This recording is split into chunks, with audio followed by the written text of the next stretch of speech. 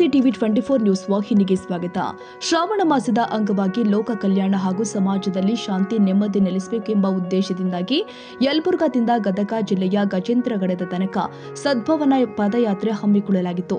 ಯಲಬುರ್ಗಾ ಪಟ್ಟಣದ 3ನೇ ದರ ಮುರಡಿ ಹಿರೇಮಠದ ಪೀಠಾಧಿಪತಿ ಶ್ರೀ ಬಸವಲಿಂಗೇಶ್ವರ ಸ್ವಾಮೀಜಿ ನೇತೃತ್ವದಲ್ಲಿ ಭಕ್ತರು ಪಾದಯಾತ್ರೆಯಲ್ಲಿ ಪಾಲ್ಗೊಂಡಿದ್ದರು.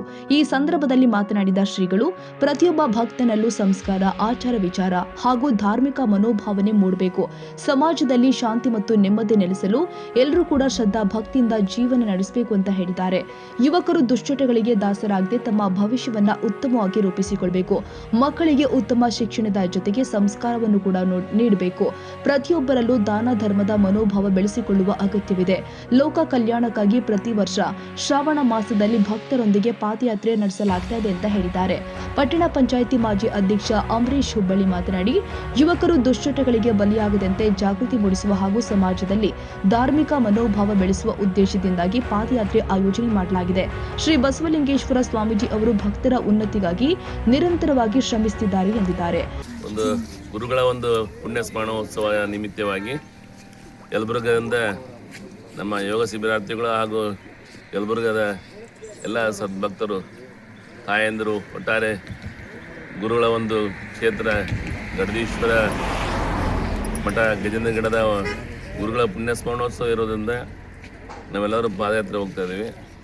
ಅದೇನಪ್ಪ ಅಂತಂದರೆ ಎಲ್ಲರೂ ಏನಪ್ಪ ಅಂತಂದರೆ ಒಳ್ಳೆಯ ಸದ್ಗುಣಗಳು ಬರಲಿ, ದುರ್ಗುಣಗಳ ದುಶ್ಚಟಗಳು ದೂರ ಆಗಲಿ ಅನ್ನುವಂಥ ಉದ್ದೇಶ ಇಟ್ಕೊಂಡು ಪಾದಯಾತ್ರೆ ಮಾಡುವ ಮುಖಾಂತರ ಏನು ಸಮಾಜಕ್ಕೆ ಒಳ್ಳೆಯದಾಗಲಿ ಅನ್ನೋದನ್ನು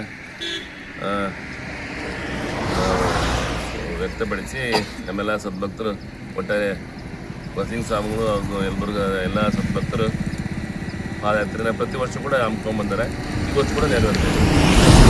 ನಾವು ಪ್ರತಿ ವರ್ಷ ಶ್ರಾವಣ ಮಾಸದಲ್ಲಿ ಸುಮಾರು 50 ವರ್ಷಗಳಿಂದ ಲೋಕ ಕಲ್ಯಾಣಗೋಸ್ಕರ ನಮ್ಮ ಯಲಬುರ್ಗ ಬಸವಲಿಂಗೇಶ್ವರ ಸ್ವಾಮೀಜಿಗಳ ನೇತೃತ್ವದಲ್ಲಿ ಎಲ್ಲ ಯೋಗ ಶಿಬಿರಾರ್ಥಿಗಳು ಹಾಗೂ ಎಲ್ಲ ಭಕ್ತಾದಿಗಳು ಇವತ್ತು ಯಾರಿಗೂ ಪ್ರಚಾರ ಮಾಡಲಾರ್ದೇ ಇವತ್ತು ನಿನ್ನೆ ದಿವಸ ರಾತ್ರಿ ಹೇಳಿದ ಮೇಲೆ ಇಷ್ಟೊಂದು ಜನ ಲೋಕ ಕಲ್ಯಾಣಕ್ಕೋಸ್ಕರ ಸ್ವಾಮೀಜಿಗಳ ಹಿಂದೆ ನಾವು ಕೂಡ ಪ್ರತಿ ವರ್ಷ ಪಾದಯಾತ್ರೆಯನ್ನು ಮಾಡ್ತಾ ಇದ್ದೇವೆ.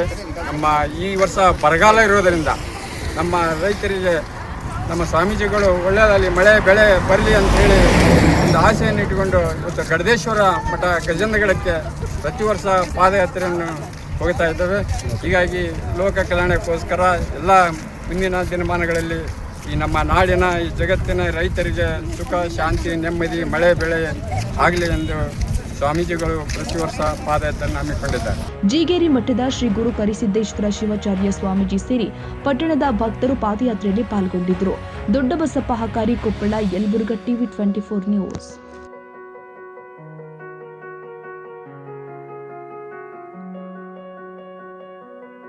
ಕನ್ನಡಿಗರ ಮೆಚ್ಚಿನ ನಿಮ್ಮ ಟಿವಿ 24 ಕನ್ನಡ ನ್ಯೂಸ್ ವಾಹಿನಿ ಇದೀಗ ಟಿವಿಯಲ್ಲಿ ಲಭ್ಯ.